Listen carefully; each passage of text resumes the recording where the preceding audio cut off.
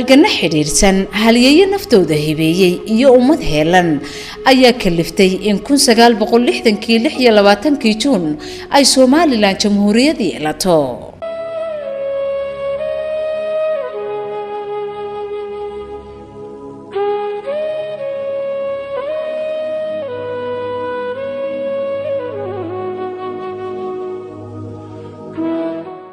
qaybsigii Afrika iyo gumaystayaashii reer Yurub waxa dalkani qayb u helay isla markaasina soo caga dhigtay maamulkii dalkii Britain amaba Ingiriiska hilaadu markay ahayd 1884 isaga oo ka soo degay magaalo xeebeedda aadka u faca weyn ee caanka ah waa magaalada Berbera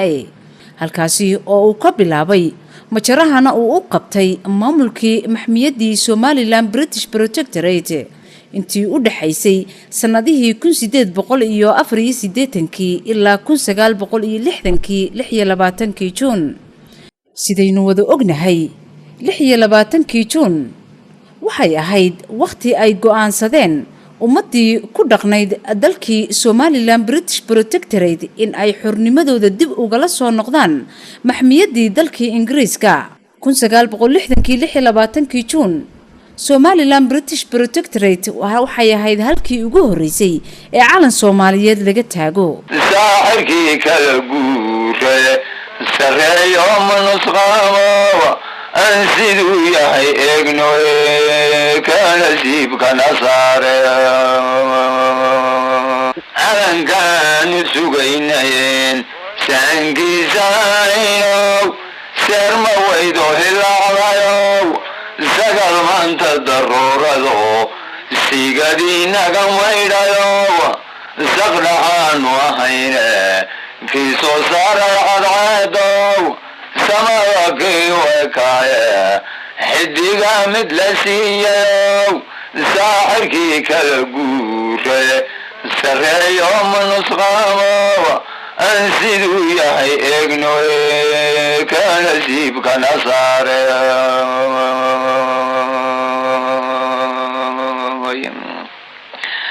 saa'idinta islaamko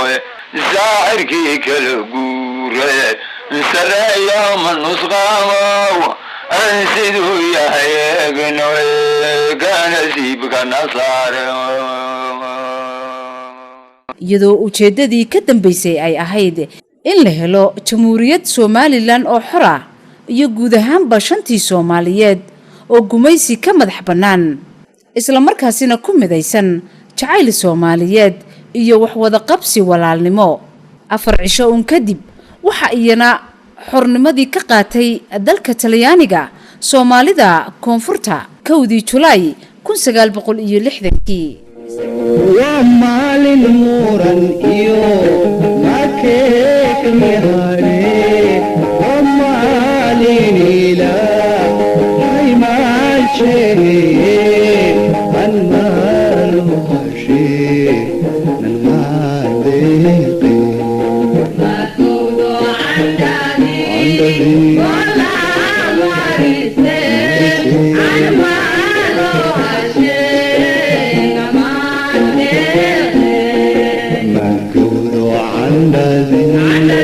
كلها مارتي المال هاشي المال مأخوذ عندني كلها مارتي المال هاشي isla 1 July waa maalintii midowgii Soomaali weyn iyo mabdii lagu hungoobay la isku raacay isla markiiba waxa dhacday cadaalad darro ka timid saami qaybsigii awoodii maamulkii Soomaalida ee u kala dambeeyay nidaamkii dawladnimo isku soo wada duubo guud ahaanba bulshadii reer Somaliland ee u hanweyneyd shantii Soomaaliyeed tix iyo tiraabna ku muujisay hadafkoodii jacaylkii walaalnimo way ku hungoobeen waana ka huleeleen.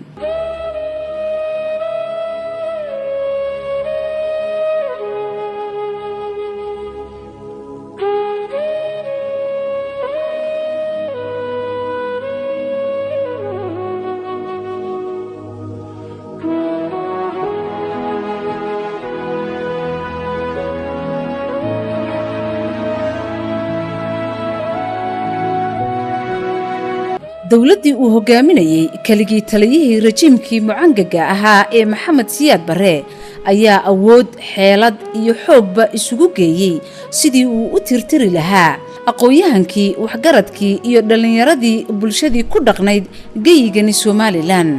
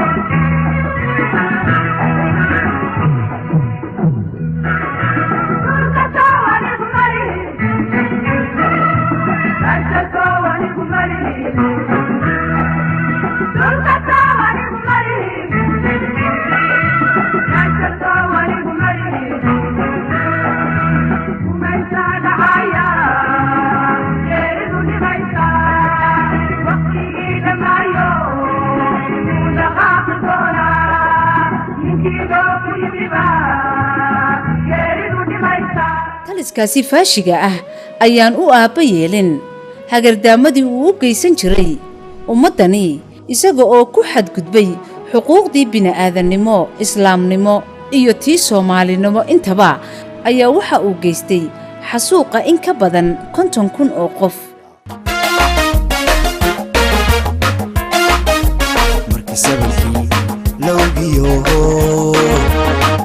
سكاوي وهلا عيسوكي لبعضي مجاهدي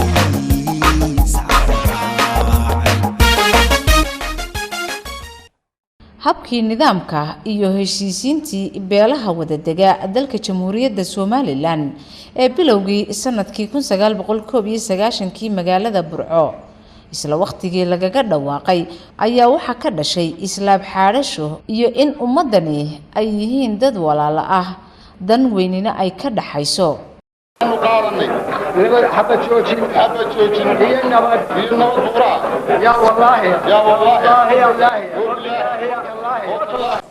runtii Somaliland jabhadii SNM jabhad maslaxada ummadda Soomaaliyeed markaan dagaalamay qabiil uma dagaalamay cadaalad darri la dagaalamay in cadaalad darrada la suuliyo meesha laga saaray ahayd dawlad cadaalad ku dhisan ay dhalato laakiin waxa markaa arinta wadanka hadaynu qabsano ummadii iska soo horjeeda la isku diray walaalaha ahaa dhinac kasta deganaade ee gobolka wada deganaa in la kala argoosan laysa saamaxo loo yeero wixii in kala gaadhay aan iloono danba inaga dhaxaysay waxaan yeelaynaa aan ka wada tashado markii 31 bishii December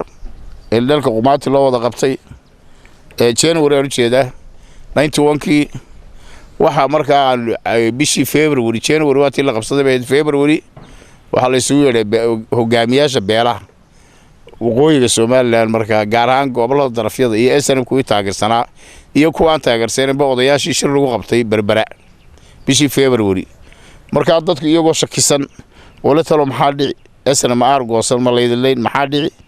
ayaa la wardad walaaleen dawlad baa isugu jirtay dadka cadow isaga dhigtay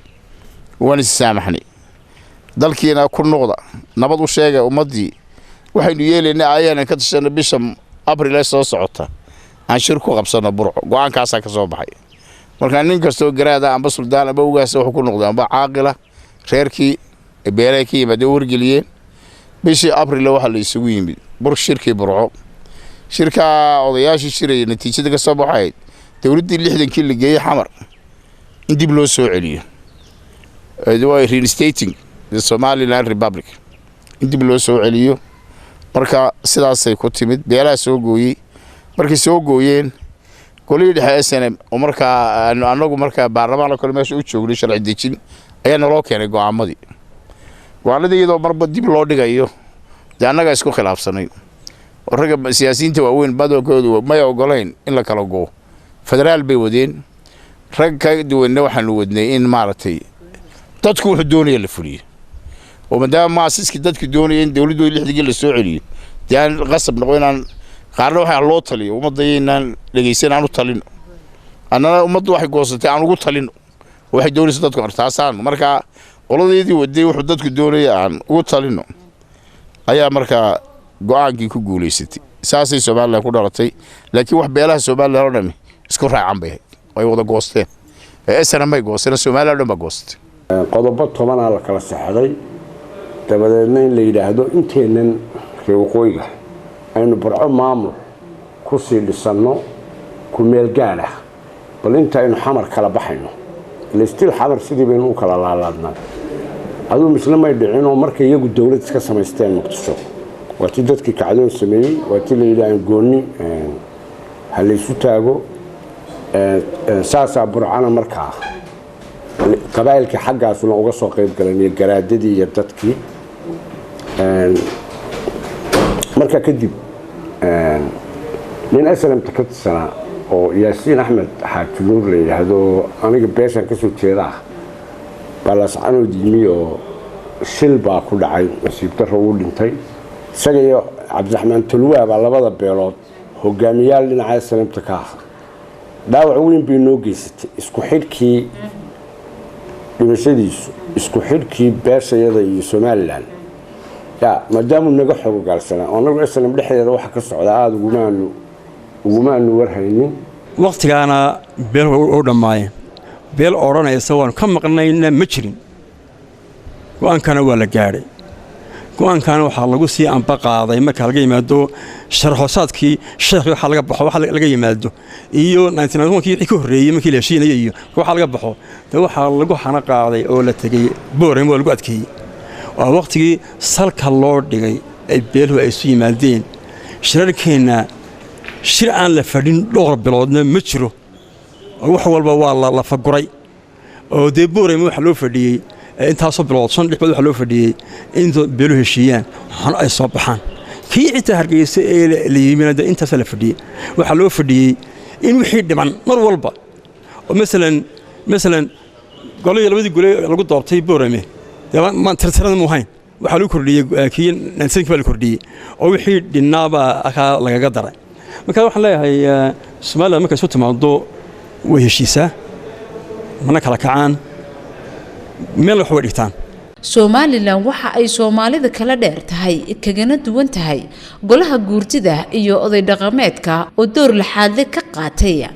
hanaanka nabadgelyada ee Somaliland ku caan ka baxday iyadoo aynu oran karno waa tiir dhaxaadka salka u dhigay aasaaskii jamhuuriyadda curdinka ah ee Somaliland aakhirkii 1999 waa tii ay dhacday inaan dib u la soo noqono xorriyadii bariga geynay koonfurta oo aynu ku soo noqono dabadeedna aynu inagu tashano markaas hadaba waxa bilaabantay marxalad cusub oo dadkii Somaliland markaa waqooyigii u bilaabmay waxaan jecelahay inaan iraahdo dadkii markaa arrinkaa waday marka laga yimaado halgankii la soo galay dheeraa marka laga yimaado dadkii markaa udubada u taagay arrinkaa suurtageliyay waxay madax dhaqameedka reer Somaliland ayaa ahay raggii shirkii ugu horreeyay 1990kii burco markii lagu qabtay isugu tagay gobolada aynu maanta ka tirsan oo dhan ka yimid hadday bariga tahay hadday galbeedka tahayba iyaga ayaa isku yimid iyaga ayaana suurtageliyay in halkaa lagu wada hadlo oo wixii markaa dadkaa ka dhaxeeyay ama uu reebay dagaaladii soqoy ay keeneen inay halkii ku ilaawo oo halkii ku liqaan oo ay isla qaataan inay maanta dib u wada tashadaan oo goboladii waqooyigu ay dib u tashadaan maadaama ay ku hongoobeen himeladoodii ahayd Soomaali weyn ama Soomaaliya geyn markay ku hongoobeen dadka madax dhaqameedka ah dadkii isku yimid ka fikray dadkii mideeyay dabeedna waxay noo suurta gashay in 1990kii shirkii burco ee taariikhiga ahaa la iskugu yimaado anu beriga run ahaantii maan joogin dibaddan ku maqnaa laakiin raggii ka qayb galay ugu cadcadlaa waxa ka mid ahaa walaalkay oo aniga iga weynaa oo xilkan maantaan hayo ee saldanada markaa hayay Suldaan Maxamed Jaamac Samatar oo run ahaantii ahaa raggii ku dhiiraday kuna dhawaaqay in maanta aynu samaysano ee dawladda maanta aynu ku naaloonno ee Soomaaliland ragii ku dhawaaqay buu ahaa taariikhdu sida ay qirayso ama waayaha iminka jira sida ay qirayaan Soomaaliland wax ay ahayd ka mid ahayd dalweynihii loo oran jiray Soomaaliya ayanu ka mid ahayn waxa cad oo waayuhu ay tilmaamayaan waaqiciga iyo xaqiiqada dhulka yaalaana uu tilmaamayaa in Soomaaliland qaran taaba galay ay tahay Soomaaliyana wali ay dhibaatayda iyo mashaakilku ay ka jiraan haddaynu dib u yara milicsano taariikhdeena xilliga halgankii markii laga soo gudbay Soomaaliland waxa markiiba ururkii SNM baa hogaaminayay halgankii shirarkii u horeeyayna isaga hogaaminayay maamulkii ugu horeeyayna isaga hogaaminayay waxa ugu horeeyay ee la sameeyay ee lagu guuleystay waxa ahayd inaka shirbeelaad qura ma ahayne waxa ahayd waxaan aynu u bixinay dib u heshiisiin waa wixii la oran jiray National Reconciliation-ka ayaynu samaynay dabadeedna reconciliation-ka asaas waxa waa in la tashado laga tashado waayaha iyo aayaha dalka raggii hawsha adag ee nabadaynta anagoo xamar joogna ku tashanay inaan hawsha qabanno wixii dhintay iyo wixii nool cidii aan ka xusi karaan haddeer halka sheegaya waxa ugu horeeya garaad cabdiqani garaad jaama waxa ku jira sakhraan waxa ka mid ah fagale waxa ka mid ah abyan ibraahim maxamuud abyan xamar lagu dilay waxa ka mid ah xaaji cabdisolo waxa ka mid ah cabdi tuuhe oo xamar lagu dilay waxa ka mid ah khaliif jaamac muuse waxa ka mid ah xasan bare dirir waxa ka mid ah inaha iyo rag kale oo fara badan ragga noolaan maanta xusi kara iyo raggii ka nool maxamed cali cateeye oo isaguna wasiir 91kii halkan ka ahaa wasiirkii biyaha asaasay mar labaadna ka noqday mar kalena wasiirka ganacsiga dawladda cigaal ay ugu dambeysay nin la yiraahdo cali qamar yani rag fara badan oo hadda halka ku xusi karin oo wax yar ka nool yihiin fagara waa garanaysaan sakhraan waa garanaysaan abyan rag aad u fara badan oo caynkaas maanta wax yar ka nool yihiin anigu marka groupka ninka ugu yar baan ahay ya haddana anigii baa oday oo de hawlihii marka rag badan oo ka xigay hawsha ay dhintaan waa nasiib daro way ka baxaan meesha marka wixii dhintayna waan u tacsiideynayaa wixii noolna waan u hambaleynayaa in wixii ay ka shaqeeyeen nabadayntii ay mira dhashay oo dawlad dhashay oo iskaashi dhashay oo wax badan tartay ciidankii qaranka noo haysta qalabkoogii qabiiliyo inaanan matalin qoliya reertoona oon qootominay Somaliland qaynuunkiiyo xeerka qaladkii u baydhabaa inaan qorta jebinayno waa miday bulshadu noo qirtoon qaladi ka tagnayne waqadiyadano gaarka iyo qabwadaniyade dalkayaga nu qiimaynaynaa quruxu yeeshaay iyada oo tallaabooyinkii la qaaday ay ka mid ahayd in dalka dastuur uu leeyahay loo sameeyo isla markaasina bulshada loo soo bandhigo oo loo akhriyo si ay ugu codeeyaan waxay go'aamisay kow in natiijada aftida dastuurka jamhuuriyadda Soomaaliland ay qeexayso inay ummadda Soomaaliland rabitaankeeda ku ogolaatay dastuurka tiradan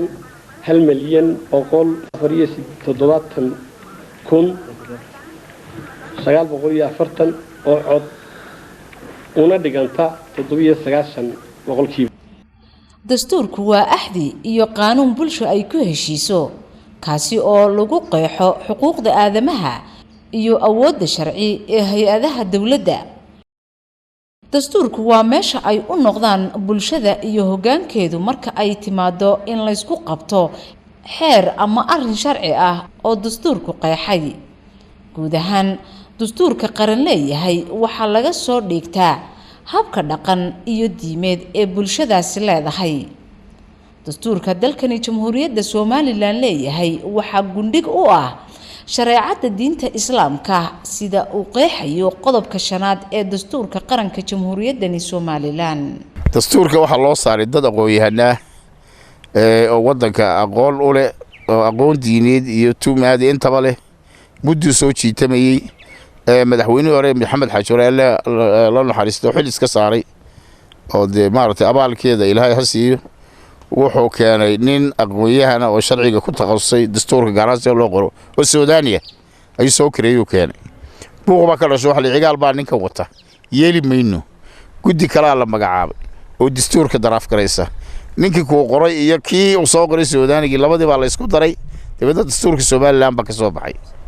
dadna waa aftiba loo qaado 97% daay oo goraatay golihii waqtigan kamid ahaa oo gurtiyo wakiilo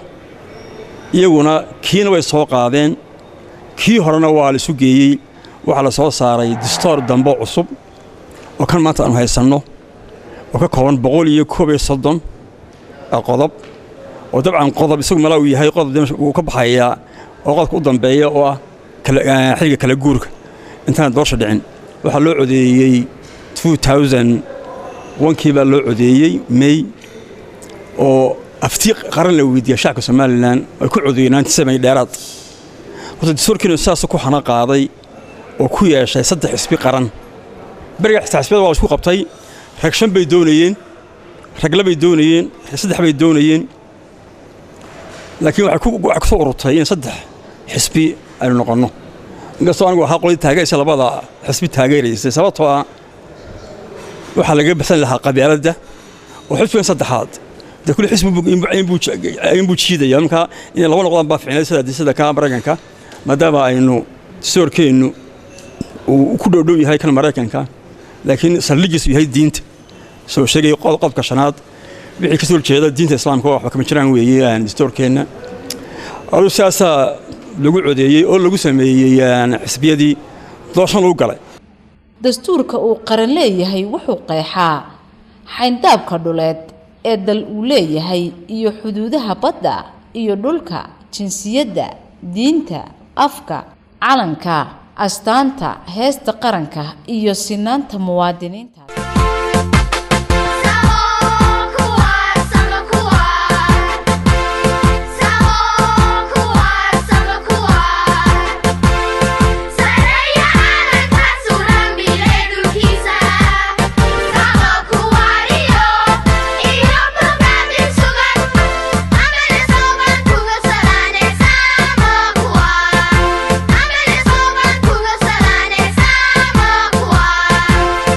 Yeah.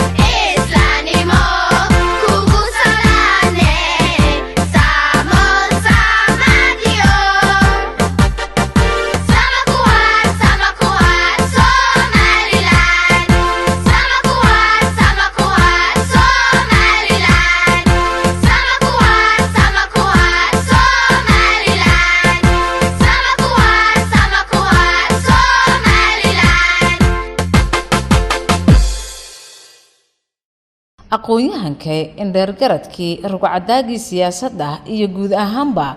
waxgaradkii Somaliland waxay isla qaateen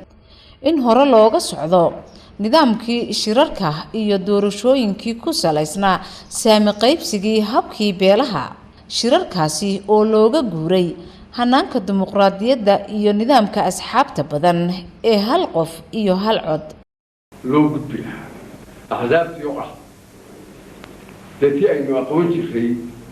wixii 69kii ka horreeyay ahdaaftii aynu aqoon jiray oo weliba 69kii wixii ilaa maanta wixii aynu soo marnay lagu faa'iidadii aynu iyo waayo aragnimadii aynu soo qaadanay lagu daraayo oo aan tii markaa 60kii iyo maxay ahaydee wixii jiri jiray hashii iyo awrkii aan ahayn hashii iyo nirigtii aan ahayn oo magacun qabiil oo la maydhaamay ah aan ahayn xisbi asli ah maanta waxaanu maraynaa inaynu qaadanay nidaamka axsaabta badan leh waynu ku guulaysanay 2002 baa doorashooyinkii golaha deegaanka inoogu horreysay baarlamaanka imika fadhiya waa baarlamaan la soo doortay madaxweynaha imika fadhiya waa madaxweyne la soo doortay madaxweynihii xilka ku wareejiyay waa madaxweyne la soo doortay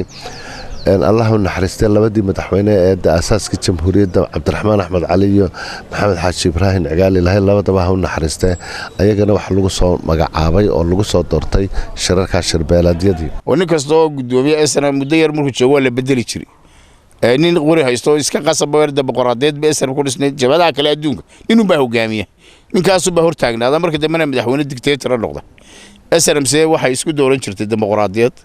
ninka Britain laga dejinaya waa la qoonsanaya mid kale la keenaya gudoomiyaal badan baa soo martay alla siiraya waqti dheeraado Axmed Maxamed madaxweynaha maanta ayaa laba goor ku noqday isagana shirkii burco markaan bali gubadli ayaa lagu bedelay gudoomiye ka degmeesh soo guushiba soo dhoodi hadaa saa goostay si sharaf u yeelo waan aqbalay buuri marka Cabdiraxmaan Axmed Cali baa gudoomiye loo doortay ku xigeen marka waa la abuuray waxa laga dhigay Xasan Ciise Jaamac marka habka dimuqraadiga SNM baa wadatay oo dhaqankeedu dimuqraadi buu ahaa dabadna markaan nimid shirkan lagu wada tashanaya la isweydiinaya beelahooda oo dimuqraadiyadii hanaankan dimuqraadiyadda ee dalkani qaatay ayaan ahayn mid ka hor imanaya diinta islaamka iyo dhaqanka suuban ee bulshada reer Somaliland iyadoo uu horseeday in horumar laga sameeyo geedi socodka yagleelka dawladnimo ee waqtigaasi jiray haddaba si ay u hana qaado hanaanka dimuqraadiyaddu ayaa waxa madaxweynihii xilligaasi talada hayay allaha u naxariistay marxuun maxamed xaaji ibraahim cigaal waxa uu ku dhawaaqay gudidii doorasho ee qarankani leeyahay ee u horeysay 4 gudi doorasho oo isaga dambeeyay xilka gudida doorashooyinka qaranka jamhuuriyadda Somaliland ayaa gaarsiiyay heerka guusha dimuqraadiyadda ee qarankani maanta ku naaloonayo waxa la magacaabay gudiga doorashada bishii December 18 marka runtii madaxweynuhu markuu soo saaray qaar waxa keenay ururada mucaaradka laba keeneen labana guurtidaa keentay 4 7 nahayn saddexna madaxweynaha marka saddexdii madaxweynuhu keenay anigu dhinka koowaad baan ahaa madaxweynaha ay soo qoray runtii gaga cidlaanu ka bilow markii 7 qof la magacaabay 18 December baan la magacaabay 19 baa Cabdiqaadir Jirdo Xaaji Ismaaciil oo ku simaa baarlamaanka ayaa noo yeeray wuxuu gudoonsiyay waraaqina lagu magacaabay iyo sharciga law number 20 doorashada sharciga doorashada iyo komishanka doorashada ku jiray magacaabistiisa sharcigaas iyo check $7,000 ayuu noo keenay doorashadii ka hadhay ee qabanayeen isagii Axmed Jaambiir dastuurkii aftii dastuur dabeedna shaqada baan halkaa ka bilownay waxa markaa muddaysnaa bisha 20keeda 19 nolol shiray berito kale in doorasho ka dhacdo Somaliland arrintii ugu adkeedana soo maray markaa dal doorasho laga sugayay oo leeyni berito doorasho qabanaya runtii foolxumay ahayd in la yiraahdo doorashadii Somaliland way dhici weyd markaa waxaan daraaf gariyay waraaq isla markii waxaan u diray BBC-da oo leeyahay doorashadii dhacaysay in berito waxaan ka dhignay dib aan laalay waraaq dalka ku jirta waxaan laalay doorashadaas waxaananu muddada marka la qabanayo dib baanu ka soo sheegi doonaa waxaanu asturay ceebtii ku iman lahayd nationka amba ummadda oo doorashadii Soomaaliya ay qaban lahayd way baaqsato waxba kama soo gelin waxaanu komishinkayga la magacaaday doorashaas oo dhicay 20 bisha December oo bariya waanu joojinay waanu laalay waan markaanu qabanay dib baanu ka soo sheegi doonaa taasina halkaas ku dhamaatay dabeedna waxaanu sameynay guri baanu kare waxa xafiiskii qaybe baarlamaanka gudoomiye caafimaad ugu maqnaa dalkan maxaan ku raay Abu Dhabi ayuu Cabdiqaadir jirde furiisina si halkaasaan xafiiska sii dhigan markii dambana guri yar baan kareysanay markaa guriga markaan kareysanay waxaanu haddana qalabkii iibsanay madaxweynaha waxaan weydiisay gaadiidna siiyo xarun aanu dhisano oo xafiis aanu ka samaysano lacag xafiis aan gursano siiyo marka meesha nimka komishigu yahay wasaaradda warshadaha lahayd meel soo eega buu banaan on dhisnayn wasaaradda warshadaha marka xafiisyada doonaysa dhistaan meel kale ugu shaqeynay wasiirkii nin Daniel loo nijalo dhinta Allah u naxariistay dabeedna waxaan halka wasaaradda warshadaha wasaaradda maaliyadda lahayn jirtay xafiiska cashuuraha bariga ahaan jiray oo imika duusan ayaanu dhisanayna halkaan nasi dabeedna digreed soo saaray wali wasaaradda warshadaha ka qaaday komishinka doorashada si dabeedna lacag adu dhowr iyo 30 kuna ana uu nasiyo dollar qadaraas baan ku bixinay si dib loogu dhisay loo hagaajin lahaa hawlaha guud iyo waxa ku tartamay iyo nin reer gabiilaya qiimi waxa jabnaaday ninkii reer gabiil iyo wasaaradda hawlaha guud ninkii waan siinay ninka marka xafiiska loo dhisay laba baabuur buu marka gaari yar oo corona waan iibsanaan waan wadan jiray laba baabuur oo laan guurisaran Maxamed Xaaji Ibrahim cigaal baan siiyay shaqaalana marka waxaan qoranay agaasimo guud oo imtixaan ku galay degree first degree amba master inuu haysto iyo xisaabiye guud secondary aan ku xilnay labadii nin ee ugu horeeyay baan marka ayana ka qaadanay agaasimo guud xisaabiye guud shaqaale 12 kale oo isugu jira dirwaliin xoghayn karaaniin store keepers iyo nadiifiyo intaana loo kala staff loo qoranay oo inta imika komishiga joogta luqaar iska bedbedelay way jiraan amba laga daba keenay amba marka halkaas aan hawsha ka bilaabay saddex doorasho adag baanu qabanay saddex nasiib waan lahayn oo dadkuna uu xiiseynay waxaan qabiilkan iyo waxani oo yara dadkii waliba dimuqraadiyadan la xiiseeyo tartan xalaal laba walaal mid bixis ku jira marka ilaahay anaga uu nagu guuleeyay saddexdii doorasho qabanay mid dhibaato ka dhacday ma jirto saddexdaba ana ku dhawaaqay guddidii doorashooyinka qaranka oo xilligaasi shaqada ku cusbaa iyo hanaankii dimuqraadiyadda oo sidoo kale iyadna bulshada ku cusbaa oo aanay dadku u bislayn ayaa ahaa hal xidhaalihii hor yaalay qarankani curdinka ah nasiib wanaagse waa uu ka soo gudbay qarankani hal xidhaalahaasi doorashooyin kala dambeeyay oo mid waliba duruufteeda iyo waaya aragnimadeeda lahayd ayaa suuro gelisay hanaankan qaangaadhay ee hal cod iyo hal qof taasi oo xujo iyo hal xidhaale ku noqotay qaramada Afrika iyo wadamada aan u bislaanin habka dimuqraadiyadda iyo nidaamka asxaabta badan komishanka doorashooyinka ee haatan jira ayaa ku guuleystay markii ugu horeysay taariikhda qaaradani Afrika in laga hirgeliyo hanaanka biometric system ee isha laga sawirayo taasi oo fududeysay in codbixiyuhu aanu codeyn karin wax ka badan hal mar waxaan amaanaynaa komishankii ugu horeeyay Cabdilaahi Jawaan iyo kamid ahaayeen Xadan iyo Shukri Bandare the commission kifaax iyo odaygooda iyo in badan bay hayeen oo muxtarima waxay ka soo bilaabeen yagle koobi ka soo bilaabeen way soo socotay komishankii afraad baan maraynaa komishanku soo dhiibay way isbedelaysa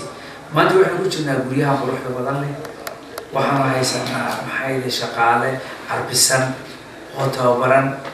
oo aan kaga baaranay shaqaale dibadda inooga iman jiray cadaanka ahaa ama madowga ahaa oo maanta hawsha qaban jirnay hawl ka laba jibaaran oo qabanaya oo aan garbahan ku duubno hadday yihiin managerada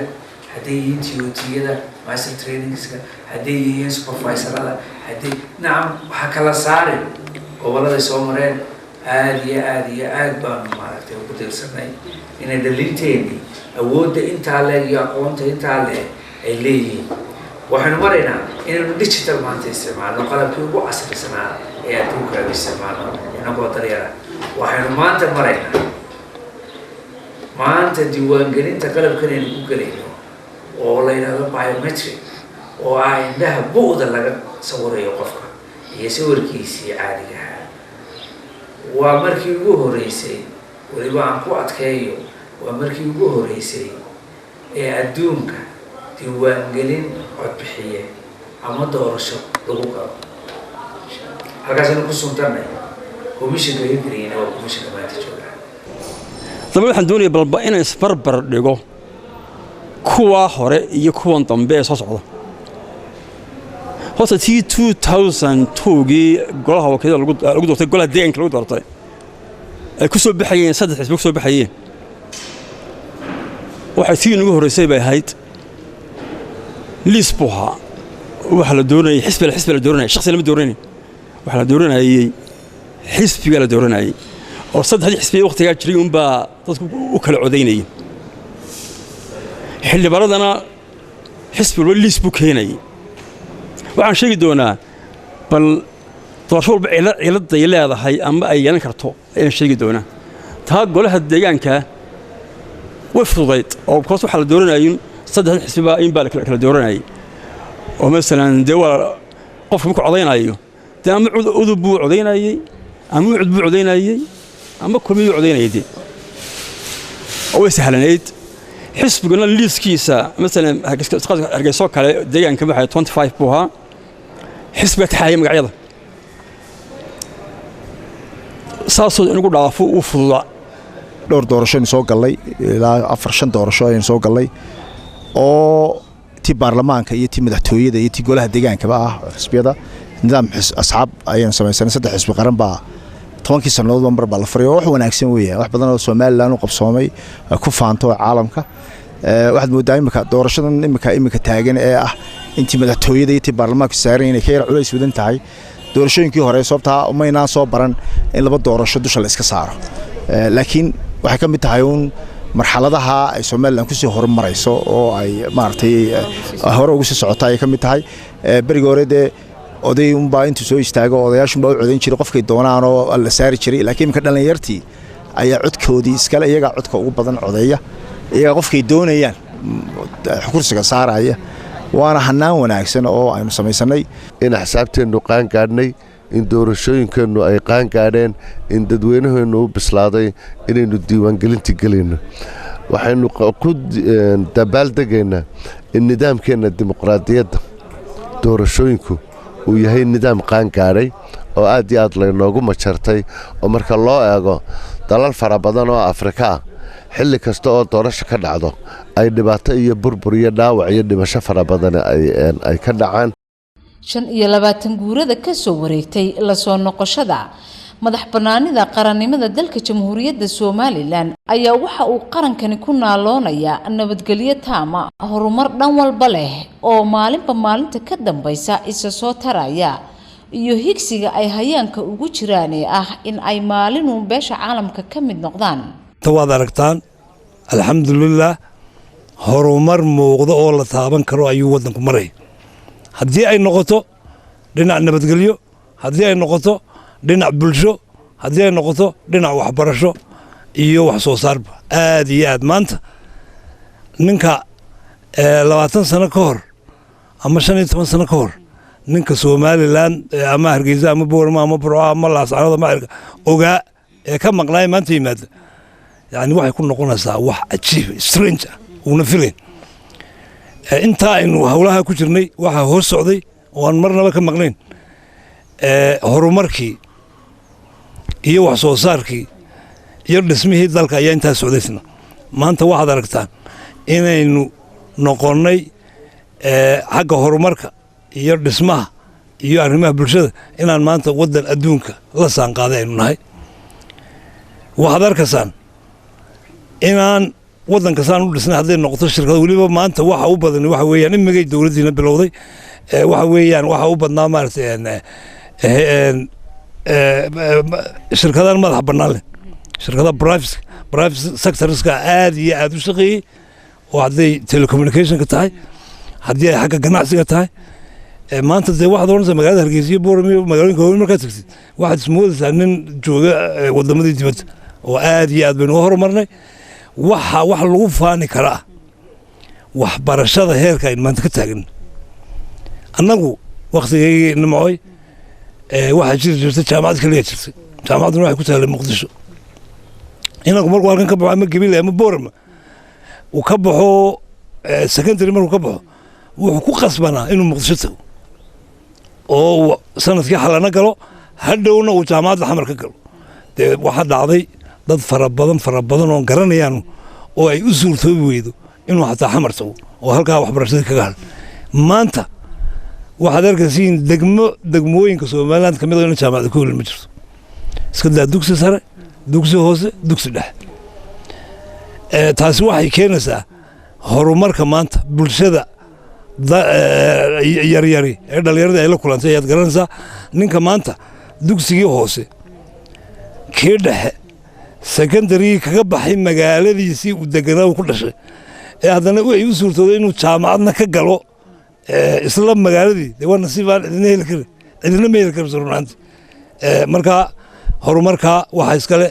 oo keenay kolba xukunka inoo jooga iyo nabadgelyada kowkaa wax walba nabadgelyada aynu haysanno ayaa suurto gelinaysa inay waxbarasho timaado inuu horumarku yimaado in infrastructurekii la dhiso dee waayo haddayna nabadi jirin ninku wax alla wax ku dhaaqi karaya ma jirto markaa waxaan leenahay maanta horumar weyn baa waddankeennii ka jira dadkii waxay garteen oo aaminayeen maanta inay waddankii soo dhistaan ilaah baa guushayna gaarsiiyey laakiin garasho iyo waxqabadna wuu jiray halkan imika aan fadhiina waa Mansoor Hotel waagaynu waddanka qabsannay waxaan golaha iyaga dhexe intaan dadka soo gelin markaan soo galay anagu Hargeysa gubateed wado falkaanayna ku qaraxday aba nuclear bomb lagu dhufto wax dhisana aanu jirin wada madoobato ciidii madoobato dhulkii madooba aqalad wixii baaqi ah wada madooyin waxaan rag baa fikrad soo jeediyey waxay meeshayaan dadka lagu soo diino magaalada noqonine aan taar ku wareejin adduunka wadin taar lagu wareejiyo meel taariikhood la daawado oo bari magaalo ahaan jirtay ha laga dhiga baa leeyahay way jirtay rayga waa ka doodnay dabeedna dadkii baan lagu siminoo iyadoon go'aan laga gaadhin iyo qof waliba daaradiisii halka iga taro halka guriga halkaas ku howli jiray oo iskaga seexday mid waab ka dhista mid alxamdulillah tira dhagax yar barkata dee dadku baa ku soo daato markaa maanta la waynaga marayna hotelka quruxda iyo kaynta iyo doog iyo barwaaqadii ubax dee halkii Hargeysa inta laagtay waad arkaysaa marka dalku horumar buu gaaray way jiraan waxay naga qaldaro qofku bini'aadanku bashar baan waa la qaldamaya laakiin marka la eego intaynu jirnay meel wanaagsan baynu maraynaa alxamdulillah imika systemkan dimuqraadiyadda aad aragtid ee maanta diiwaangelinta lagu gelayo waa biometric waxa la yiraahdo isha qofka ayaa la sawirayaa qofku kuma celcelin karayo waa Afrika waa markii ugu horeysay laga sameeyo marka waa system cusub oo inaga la nagu tijaabinayo Afrika inaga pioneers ah ama ugu horeyna dalkan halgan buu soo maray dagaal buu soo maray imika habka dimuqraadiyadda la maraya qof walba fikradu hayo ummadda hor dhigaayo leeyay qof walba uu tartamayo waxaanu hambaliyeynaynaa dhammaanba shacbi weynaha reer Somaliland ee u dabaaldegaya sanad guurada 25aad ee ka soo wareegtay madax bannaanida qaranka Jamhuuriyadda Somaliland shacabka reer Somaliland guda iyo dibad meel kasta oo ay joogaan waxaanu leenahay ciid wanaagsan hambaliyo u diraya guud ahaan shacabka Somaliland meel kasta ay joogaan guda iyo dibadba anoo ka faa'iideysanay munaasabadda 18 May ee fooday nagu soo haysa inkastoo aan ku shaqadeeyo aan ku jirno aanay kala go' lahayn haddana munaasabadda waxaan kaloo u dirayaa madaxweynaha ku-xigeenka marwadiisa saddexda xisbi qaran gudoomiyaashooda iyo saaxiibaday dadka yaqaana muuq iyo maqalba adduunka oo dhan cid waliba waxay leedahay maalin qaran bay leedahay maalinta qarannimada ee 18 May oo sankay nagu soo haysa sida aad u sheegtay waa 25 guuradii waynu garan karaa qofka bini'aadamka markuu 25 sano yahay waa waqtigii uu guursanay guurdoon waqtigii guurki yani waxaan dadka qaar marxalado badan baan ka soo baxay wuu soo guurguuranay wuu kacay in yar buu noqday wuu soo maanta 25 sano maraya oo waxbarashadii wixii oo dhan maanta wuxuu taagay heerkii uu guursan lahaa marka waxaan leeyahay dadweynaha reer Somaliland ee had iyo jeer ka cabsida qaba ee hadii wax yar dhacay raad Somaliland basan loo oranay waxaan leeyahay Somaliland looma baqayo waa oday 25 sano jira 25 jirna inaan kayga 25 uma baqayo waa inaan jaamacad ka soo baxay ismaamuli karaya wax qabsan karaya aan wad mooyaane aan wax kale ka baqin marka waxaan leeyahay Somaliland yaa loo baq wixii aynu samayn karanay aynu isku korsanana hal la sameeyo xukuumadda hal loo daayo wixii aanu idman aydiimi wala xusiya hal la xuso nabada lagu xuso guula lagu xuso laakiin waxaan anigu ku taliyay 26 June in la soo celiyo oo laga dhigo maalinta qaranka aydiin meena ay noqoto ama 17 May dollarga waa history waa laba maalmood isku xigee maalin khudbadoon la akhriyo la yiraahdo maalintii guusha aynu gaarnay libinteeni qarannimada in la soo celiyay oo midna maalintii qaran la noqday ay noqotay 26 June noqoto maalin inta qarankii loomay dib loo soo celiyay ay noqoto maalintan kale intaasaan ku talinay waxaan halkan ka hablaynaya shacabka Somaliland xuska 18 May oo ah maalin qiimo weyn ku leh qarankan Somaliland Somalilandna marka loo eego wadamada kale ee caalamka qaarkood iyadoo aan weli la aqoonsan haddana marxalado iyo horumar weyn bay gaadhay shacabka Somaliland meel kasta joogaanba dibadii gudub waxaan leeyahay hambaliyo ilaahay sanadkiisa khayr inuu gaarsiiyo bashii barwaaqo dalkeena dimuqraadiyada ah iyo iyadoo isbedel mar walba inagu yimaado waxa muhiim ah in isbedel dadku ay codeynayaan oo dictator qof xoog inagu haysta aan jirin ee qof walba uu doonayo inuu cid doonayo codeeyo 25 sano oo ay madax banaanidooda haysteen waan hambaleynayaa waxaan kaloo leeyahay mujtamaca Somaliland bariga galbeedba qof kasta xilkeedu uu saaran yahay in midnimadooda laga shaqeeyo oo la mideeyo oo bariga galbeed ay soo gaarsiiyo haddii Somaliland midaysan tahay I think meel ay naga soo galaa inaanay jiraynin meel ay naga soo galaa marka waxaan leeyahay hambaliyo weeye aqoonsigiina insha Allah waynu helaynaa waan hambaleynayaa qaranka reer Somaliland waan hambaleynayaa intii xorriyaddan maanta keentay oo soo halgantay waan hambaleynayaa maxaan ku dhahdayay axsaabta qaranka komishanka doorashooyinka madaxweynaha waxa maxaan ku dhahdayay aynu maraynaa in intii dhimatayna waynu ducaynaynaa intii shuhadada ahaydna waynu ducaynaynaa waxaan leenahay maxaan ku dhahdayay marka qarannimo jirto ayaa qofkuna xuquuqihiisa uu hela meelaha qarannimadu ay ka jiri leedahay waa meelahan ay cidina waxba haleeli leedahay marka waxaan leenahay qarannimada aan wada ilaalino nabadgelyada aynu wada ilaalino tartanka doorashooyinka aynu ku gallo si caafimaad qabta waa la doodaya haddii la xafiiltama iyo doqon in la kala tegay bay moodaysaa baa layidhi ninka de markaa barwaaqada marayna ilaahayna waxaynu ka baryaynaa inuu abaarihiina wuu inaga soo jabiyey inuu sii siyaadiyana ilaahay baynu ka baryaynaa marka waxaan leenahay wax qura inaga dhexeeya waa qarannimada wax qura waxayna taraana waa qarannimada wax qura suurageliya qarannimada waxa qura suurageliyaana waa nabadgelyada aynu inta ku mitidno aad iyo aad baa mahadsantihiin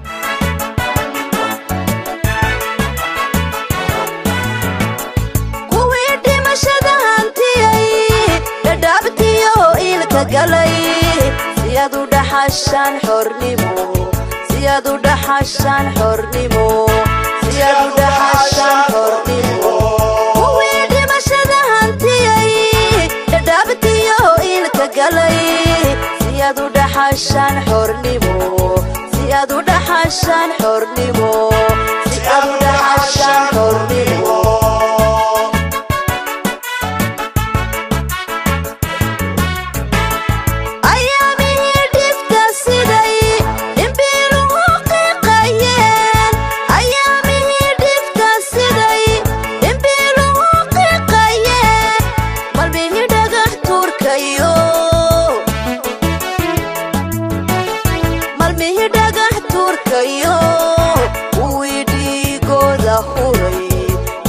daya